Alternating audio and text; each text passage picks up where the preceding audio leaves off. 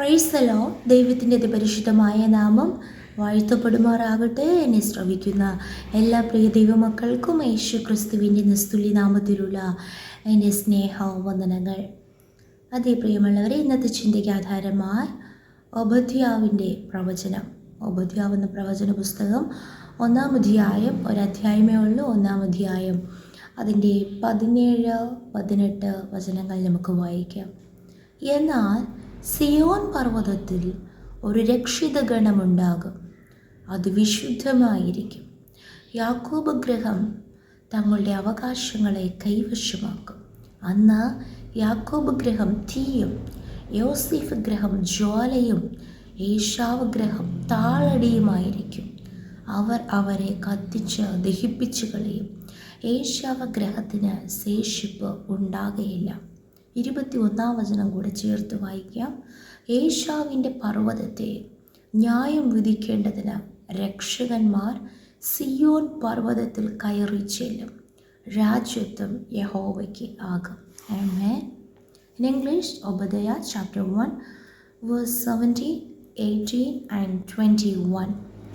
But on Mount Zion will be deliverance. It will be holy, and Jacob will possess his inheritance. Jacob will be a fire, and Joseph a flame. Esau will be a stubble, and they will set him on fire and destroy him.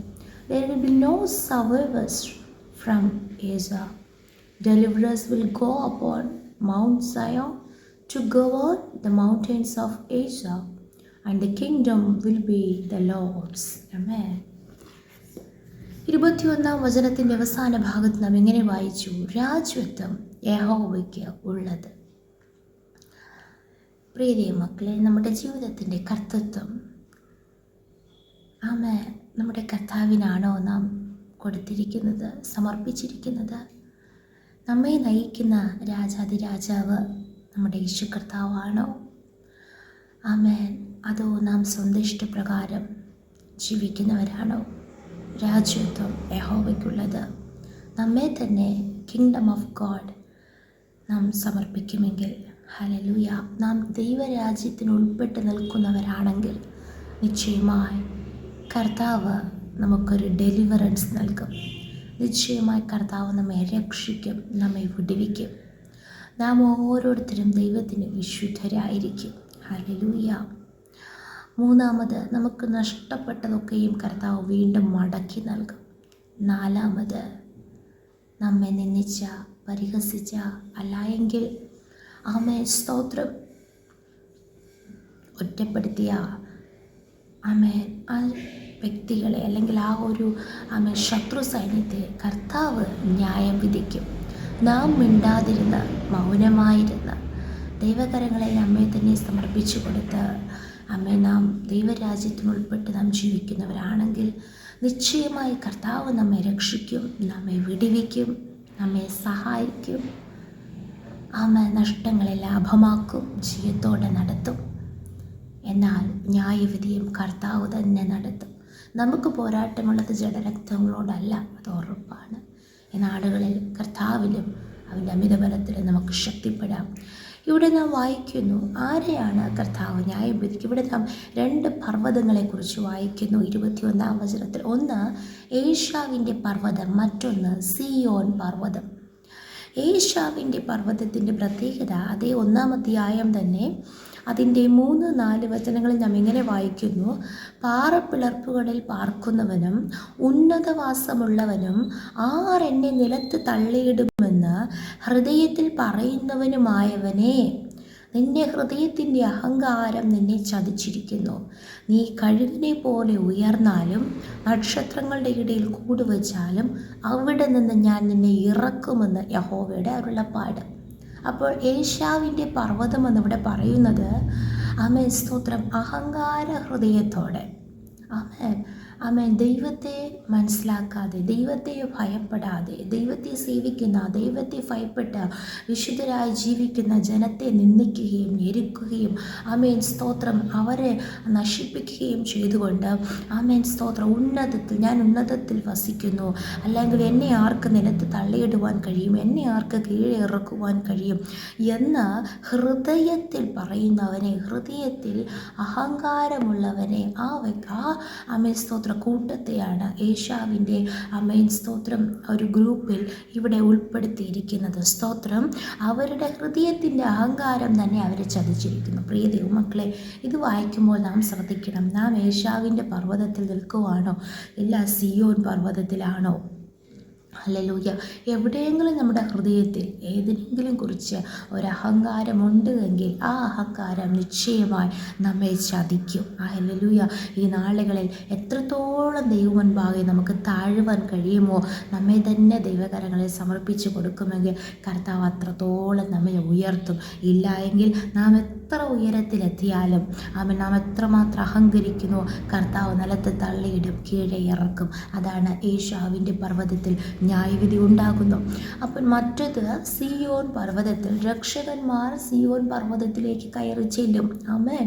17-ാം വചനത്തിൽ വായിക്കുന്നു, Zion പർവ്വതത്തിൽ ഒരു രക്ഷിതഗണമുണ്ടാകും. English but on Mount Zion will be deliverance. Zion പർവ്വതത്തിൽ സംഭവിക്കുന്നത് വിടുതലാണ്. അവിടെ ദൈവം രക്ഷിക്കുന്നു. യഹോവ തൻ്റെ ജനത്തെ രക്ഷിക്കുന്നു. രക്ഷ യഹോവയ്ക്കുള്ളതാകുന്നു. നിന്റെ അനുഗ്രഹം നിന്റെ ജനത്തിന്മേൽ വരുമാറാകട്ടെ. ദൈവത്തിൻ്റെ കൈക്കലെ ആടുകളായി ദൈവകരങ്ങളിൽ സമർപ്പിച്ചിരിക്കുന്ന തൻ്റെ മക്കളെ കർത്താവ് നിശ്ചയമായി വിടുവിക്കും, കർത്താവ് നിശ്ചയമായി രക്ഷിക്കും. ഹല്ലേലൂയ. ദൈവവചനം പ്രമാണിച്ച് നാം ജീവിക്കുന്നവരാണെങ്കിൽ ഈ ലോക ജീവിതത്തിൽ മാത്രമല്ല, വരുവാനുള്ള ഉപദ്രവകാലത്ത് ഹല്ലേലൂയ കർത്താവ് നമ്മെ രക്ഷിക്കും. ശരീരത്തിൻ്റെ രക്ഷ പ്രാപിച്ച് ആ മണവാളനോടൊപ്പമായിരിക്കാൻ കർത്താവ് നമ്മെ സഹായിക്കും. ഹല്ലേലൂയ. ആമേൻ. മാത്രമല്ല, സിയോൻ പർവ്വതത്തിൽ ഒരു രക്ഷ അല്ലെങ്കിൽ ഒരു ഡെലിവറൻസ് അവിടെ സംഭവിക്കുന്നു. മാത്രമല്ല, അത് വിശുദ്ധമായിരിക്കും. വിശുദ്ധർക്ക് മാത്രമേ സിയോൻ പർവ്വതത്തിൽ വസിക്കുവാൻ കഴിയത്തുള്ളൂ. യാതൊരു അശുദ്ധനും അത് തൊടുവാൻ കഴിയത്തില്ല. ഈ നാളുകളിൽ ജീവിതശുദ്ധി പ്രാപിക്കുന്നവരായി നാം മാറണം. അനുദിനം നാം നമ്മെ തന്നെ കഴുകി വെടിപ്പാക്കി നാം യേശു ക്രിസ്തുവിൻ്റെ രക്തത്താൽ കഴുകൽ പ്രാപിച്ച് ഓരോ നാളും ശുദ്ധീകരണം പ്രാപിച്ച് വിശുദ്ധി ഇനിയും തന്നെ വിശുദ്ധീകരിക്കട്ടെ. ഓരോ നാളും നാം വിശുദ്ധീകരിക്കപ്പെട്ടുകൊണ്ടേയിരിക്കണം. Praise the Lord. അടുത്ത യാക്കോബ് ഗൃഹം സ്തോത്രം അവിടെ തങ്ങളുടെ അവകാശങ്ങളെ കൈവശമാക്കും. Praise the Lord. നമ്മുടെ മാനുഷികമായ പ്രയത്നത്തിനാലും അല്ല നമുക്ക് സ്തോത്രം ദൈവിക അനുഗ്രഹങ്ങൾ പ്രാപിക്കുവാൻ കഴിയുന്നത്. സിയോൻ പർവ്വതം, അതായത് ദൈവ സാന്നിധ്യത്തിൽ നാം വസിക്കുമ്പോൾ നിശ്ചയമായി നമുക്ക് ആവശ്യമുള്ളത് നഷ്ടപ്പെട്ടു പോയത് കർത്താവ് നമ്മുടെ അടുക്കൽ മടക്കി കൊണ്ടുവരും. ആമേൻ. അടുത്ത വചനത്തിൽ 18-ാം വചനത്തിൽ അവിടെ നമുക്കൊരു ജഡ്ജ്മെൻ്റാണ് നാം അവിടെ കാണുന്നത്, ന്യായവിധി. എന്താണ് ന്യായവിധി? അന്ന് യാക്കോബ് ഗൃഹം തീയും യോസേഫ് ഗൃഹം ജ്വാലയുമായിരിക്കും. ഒരു സമയത്ത് ഈ ഏശാവ് ഗൃഹത്തിൽ സ്തോത്രം അവർ ഒത്തിരി പ്രയാസപ്പെടുത്തിയ രണ്ട് ഗ്രൂപ്പുകളാണ് യാക്കോബ് ഗ്രഹവും ജോസഫ് ഗ്രഹവും. പക്ഷേ അവർ അന്ന് തീയും ജ്വാലയുമായിരിക്കും. ഏശാവ് ഗ്രഹം താളടിയുമായിരിക്കും. അവരവരെ കത്തിച്ച് ദഹിപ്പിച്ച് കളയും. ഏശാവ് ഗ്രഹത്തിന് ശേഷിപ്പുണ്ടാകുകയില്ല. എന്നാൽ ദൈവമക്കൾക്കോ ഒരു ശേഷിപ്പുണ്ട്. എത്ര നശിച്ചാലും ഒരു ശേഷിപ്പുണ്ട്. 1/3 ഭാഗം ശേഷിക്കും. പല സ്ഥലങ്ങളിൽ ശേഷിപ്പിനെ കുറിച്ച് നാം വായിക്കുന്നു. ഹല്ലേലൂയ. ആ ശേഷിപ്പിനെ കർത്താവ് പല ശോധന, വെള്ളി ഊതിക്കഴിക്കും പോലെ, പൊന്നിനെ ശോധന കഴിക്കും പോലെ പല ശോധനകൾ, വേദനകൾ, പ്രയാസത്തിലൂടെയും ആ ശേഷിപ്പ് കർത്താവിന് വേണ്ടി നിലനിൽക്കും. ഹല്ലേലൂയ. ആ ശേഷിപ്പിൽ ഉൾപ്പെടുന്നവരായി നമുക്കുമായി തീരാം. അങ്ങനെയാണ് 21-ാം വചനത്തിൽ നാം വായിക്കുന്നത്, ഏശാവിൻ്റെ പർവ്വതത്തെ ന്യായം വിധിക്കേണ്ടതിന് രക്ഷകന്മാർ സിയോൻ പർവ്വതത്തിൽ കയറി ചെല്ലും. ഹല്ലേലൂയ. അപ്പോൾ സിയോൻ പർവ്വതത്തിൽ രക്ഷകന്മാർ വരുന്നത് സിയോൻ പർവ്വതത്തിലുള്ളവരെ രക്ഷിക്കുവാൻ വേണ്ടി മാത്രമല്ല, ഒരു ന്യായവിധി ഉണ്ട്. ഹല്ലേലൂയ. അത് യേശു കർത്താവ് രക്ഷിക്കുന്ന ദൈവമാണ്. യേശു ക്രിസ്തു രക്ഷകനാണ്. ഏത് സാഹചര്യത്തിലും നമ്മെ രക്ഷിക്കും. പക്ഷേ യേശു ക്രിസ്തു നീതിയുള്ള ന്യായാധിപതിയും കൂടെയാണ്. ആ കാര്യം നാം ഓർത്തുകൊള്ളണം. രാജ്യത്വം യഹോവയ്ക്കുള്ളത്. ഓരോ നാളും നമ്മുടെ പ്രവാസകാലം ദൈവഭയത്തോടും ഭക്തിയോടും വിശുദ്ധിയോടും താഴ്മയോടും നമുക്ക് ക്രിസ്തീയ ജീവിതം മുന്നോട്ട് നയിക്കാം.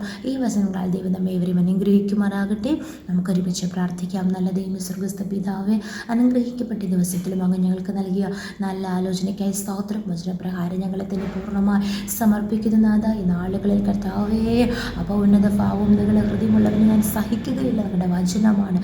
ദൈവസന്നിധിയിൽ താഴ്ത്തി ഞങ്ങളെ ഏൽപ്പിച്ച് പ്രാർത്ഥിക്കുന്നു. കർത്താവ് ഞങ്ങളെ വിടുവിച്ച് രക്ഷിച്ച് സഹായിച്ചു.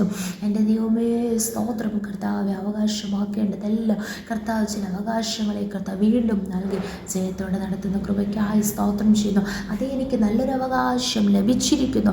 ആ മനോഹര ദേശത്ത് ഞങ്ങൾ പ്രവേശിക്കുവാൻ ഞങ്ങളെ തന്നെ സമർപ്പിക്കുന്നു, താഴ്ത്തുന്നു. പ്രാർത്ഥന കേട്ടതിനാൽ സ്തോത്രം. യേശുവിൻ അധികാരമുള്ള നാമത്തിൽ തന്നെ. ആമേൻ, ആമേൻ, ആമേൻ. May God bless you all.